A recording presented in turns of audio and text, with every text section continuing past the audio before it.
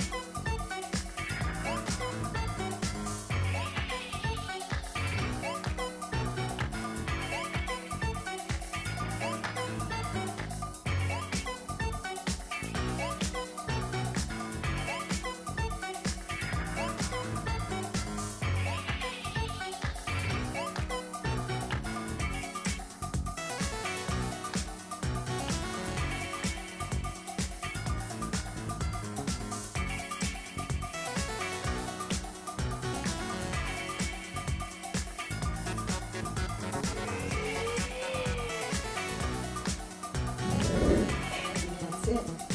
So you can repeat that 2 more times, right? 3 sets of 15, and you have a great, perfect upper body arm toning workout for beginners.